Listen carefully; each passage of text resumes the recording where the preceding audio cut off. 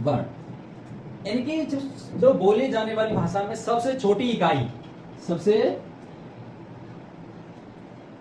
छोटी इकाई से क्या कहते हैं? ध्वनि। क्या कहेंगे इसे? ध्वनि। अगर इसे बोले तो ध्वनि, और लिखें, जब हम कोई वर्ड विचार लिखते हैं, वर्ड लिखते हैं तो उसे वर्ड कहते हैं, बोलते हैं तो उसे हम ध्वनि कहते हैं। ये सबसे छोटी इकाई है, ठीक है। तो इसमें क्या है कि ये जो स्वर और व्यंजन बांटते हैं, स्वर और व्यंजन बांटते हैं इसको, एक और दो, स्वर में और व्यंजन में इसको हम डिवाइड कर लेते हैं, ठीक है। तो देखिए स्वर, पहले हम स्वर देखते हैं। स्वर, तो देखिए स्वर कितने होते हैं? वैसे मूलतः हम 13 स्वर देखते हैं। देखते हैं 13 स्वर। 13 में से फिलहाल 11 प्लस 2, 11 प्लस 2, 11 आपके स्वर होते हैं, 2 क्या होते हैं वो हम आपको बताएंगे, अयोगवाह बोलते हैं। क्या बोलते हैं? अयोगवाह। तो देखिए आ, बड़ा, छोटी, बड़ी, छोटा ऊ, बड़ा ऊ और ऋषि। छोटिए, बड़िए, ओखली और औ। ये हमारे क्या है? स्वर है 11। और जो दो है क्या है? जो दो हैं वो क्या है? अयोगवाह है। अयोगवाह, अयोगवाह तो, ठीक है। ये कौन से हैं? एक तो अंग और दो बिंदी वाले सेम है, ठीक। अब इसको हम क्या बोलते हैं? अनुस्वार। क्या बोलते हैं इसको? अनुस्वार। इसको हम अनुस्वार बोलते हैं। और एक ये आपका जो दो बिंदी वाला है, इसको हम बोलते हैं विसर्ग। क्या बोलते हैं? विसर्ग, ठीक है। ये इसको बोलते हैं विसर्ग। तो आपको इसमें इतनी बात क्लियर हो गई होगी। अब इसमें आपके जो स्वर हैं वो 3 में बांटते हैं। कितने बांटते हैं?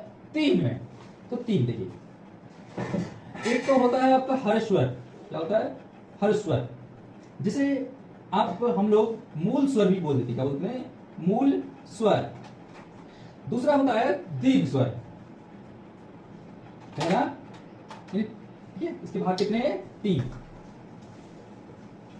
उसमें से एक नंबर है आपका एक, और दूसरा रहता है आपका दीर्घ स्वर, और तीसरा आपका रहता है प्लुत स्वर।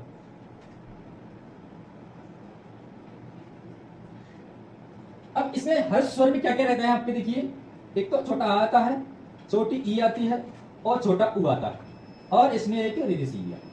तो ये आपके मूल स्वर हर्ष स्वर कहलाते हैं। बाकी जो बचे, कितना? बड़ा, बड़ी, बड़ाऊ, ए, बड़िए,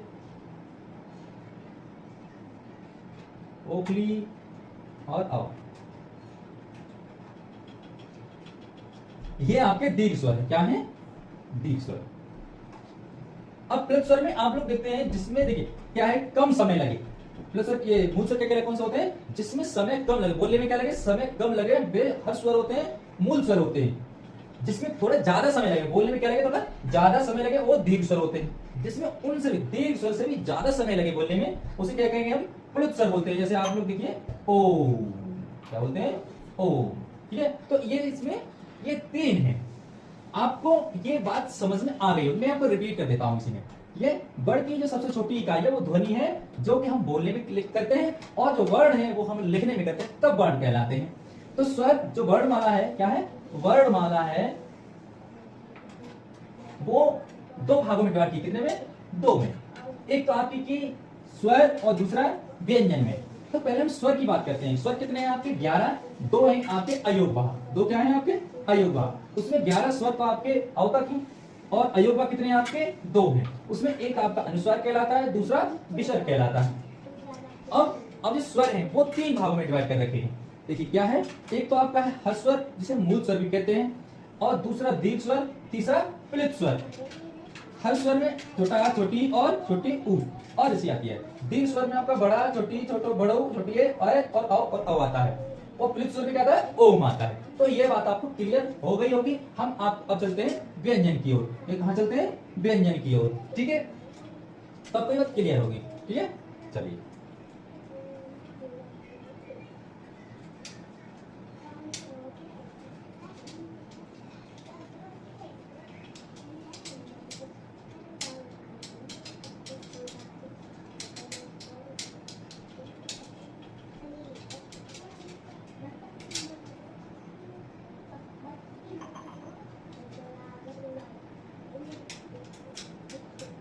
तो आपको स्वर व्यंजन स्वर समझ में आए होंगे। अब हम करते हैं आपके वर्णमाला के जो व्यंजन है, क्या कहते हैं वो व्यंजन, क्या समझेंगे व्यंजन। ठीक है, देखिए तो व्यंजन पहले हम लोग क्या करते हैं लिख लेते हैं, फिर हम आपको धीरे धीरे एक चीज समझाएंगे इसमें। ठीक है, चलिए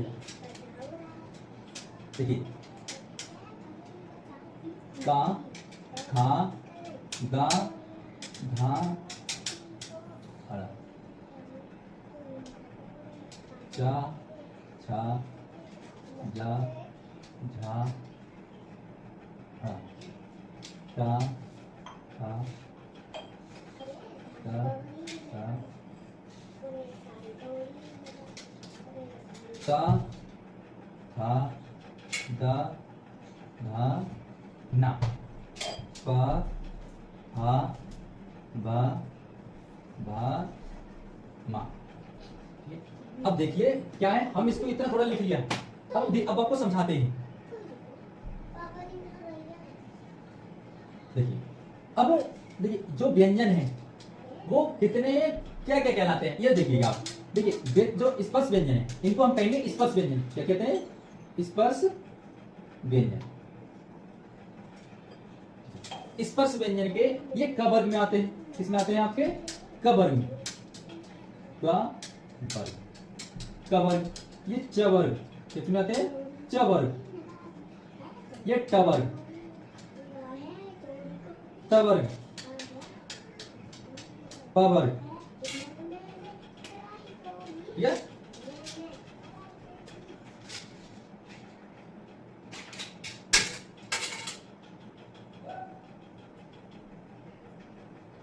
ये यहां तक क्या प वर्ग। ठीक है, तो ये क वर्ग मा। अब देखिए क्या है, हम इसको इतना थोड़ा लिख लिया, अब आपको समझाते हैं। देखिए अब देखिए जो व्यंजन है वो कितने क्या क्या कहलाते हैं ये देखिएगा आप। देखिए जो स्पर्श व्यंजन है इनको हम कहेंगे स्पर्श व्यंजन। क्या कहते हैं? स्पर्श व्यंजन।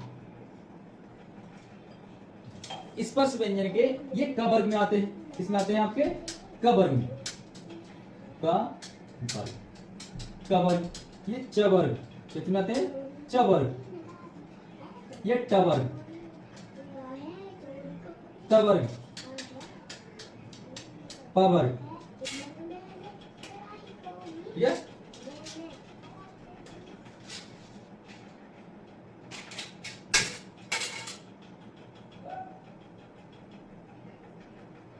ये यहां तो क्या प वर्ग। ठीक है, तो ये क वर्ग, च वर्ग, ट वर्ग, त वर्ग और प वर्ग, इसमें 5-5 वर्ड के कौन से आते हैं? 5-5 वर्ड आते हैं। ठीक है, अब देखिए इसमें इसको कंठ व्यंजन बोलते हैं। क्या बोलते हैं? कंठ व्यंजन। कंठ, ये इसको कंठ व्यंजन बोलते हैं।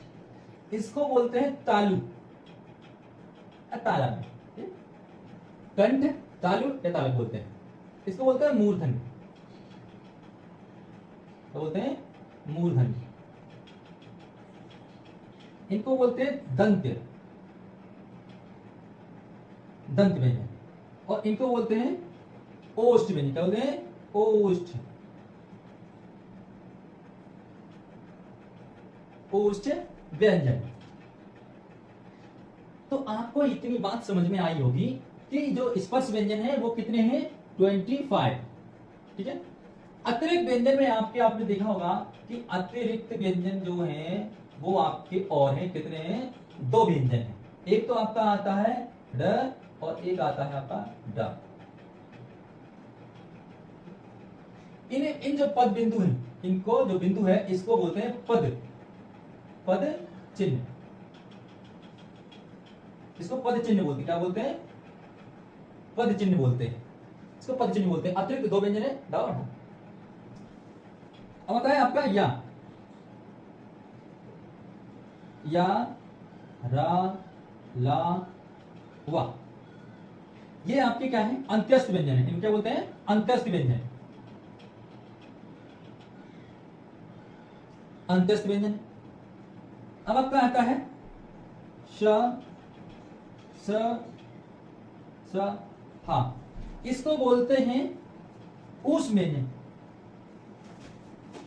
ऊष्म व्यंजन, इसको बोलते हैं ऊष्म व्यंजन। और आगे देखिए, क्षत्र ज्ञान और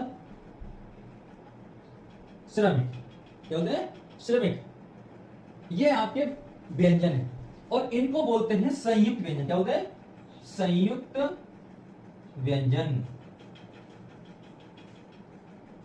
संयुक्त व्यंजन कौन से व्यंजन है? जो अन्य व्यंजनों के साथ मिलकर बने व्यंजन संयुक्त व्यंजन कहलाते हैं। तो ये कौन से व्यंजनों से मिलकर, दो व्यंजनों से मिलकर बना है? तो ये देखिए, क और श,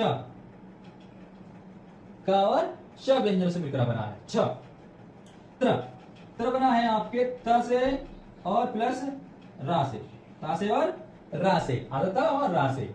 अब ज्ञान देखिए, ज्ञान बना है आपका जा से, नहीं या भी लगा सकते हो अना भी लगा सकते हैं, तो हम लोग या भी कर देते हैं। इससे बना है या से। श्रेष्ठ में बना है, देखिए एक तो आपके बना है श और रा। तो ये बात आपको बिल्कुल समझ में आ गई होगी, बिल्कुल कंठस्थ है। अब देखिए, ये आपके जो व्यंजन है, ये इनको हम नासिका व्यंजन बोलते हैं। क्या बोलते हैं? नासिका व्यंजन, नासिक, नासिका व्यंजन, ठीक है? नासिका, नासिका भी बोलते हैं। अब एक चीज और आपको बता दें, देखिए एक तो आपका पहला पद, दूसरा पद और तीसरा पद, सॉरी यानी कि तीसरा और पांचवा पद। कौन सा? पांचवा पद। पहला, तीसरा और पांचवा पद क्या कहलाता है? आपका अल्प प्राण। क्या होता है? इनको हम बोलते हैं अल्प प्राण, इनको बोलेंगे अल्प प्राण। और अल्प प्राण में आपके ये भी आते हैं, क्या होते हैं? ये भी क्या होते हैं? अल्प प्राण, अल्प प्राण। अल्प प्राण में ये चार और आते हैं, एक तो पहला पद, तीसरा पद और पांचवें पद का अक्षर, और या र लवा, ये क्या कहलाते हैं? अल्प प्राण। और दूसरा पद और चौथा पद, ये क्या कहलाता है? आपका महाप्राण। क्या कहलाता है? महाप्राण, महाप्राण। वर्णमाला का चौथा वर्ग के दूसरा और चौथा शब्द महाप्राण कहलाता है। और एक होता है आपका ऊष्म व्यंजन वाले महाप्राण, क्या कहलाते हैं? महाप्राण। तो ये बात भी आपको समझ में आ गई होगी, मैं एक बार रिपीट कर देता हूं, आपको समझ में आ जाना चाहिए।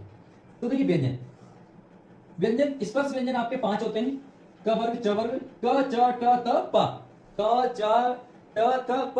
ये आपकी ट्रिक बन जाती है। और प्रत्येक वर्ग में 5-5 वर्ड रहते हैं, तो 5-5 वर्ड आपके ये लिखे हुए हैं, ठीक है?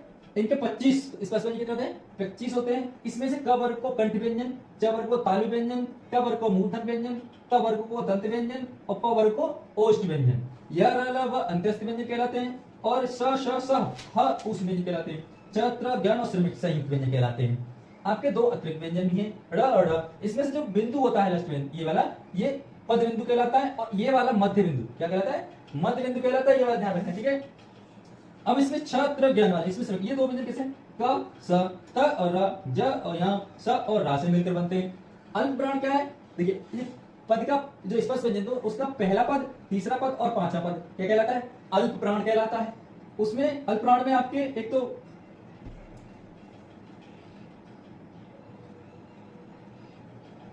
अल्प प्राण या र ल व, और पद का दूसरा और चौथा अक्षर क्या कहलाएगा? महाप्राण। और श श ह, ये क्या कहलाएंगे? महाप्राण। तो ये बात आपको समझ में आई होगी, आप स्क्रीनशॉट इसका ले सकते हैं। हाँ ठीक है, तो बिल्कुल आप क्लियर होंगे इस बात से समझ, ठीक है? इसका लाइक करिए और शेयर करिए, इस बात समझ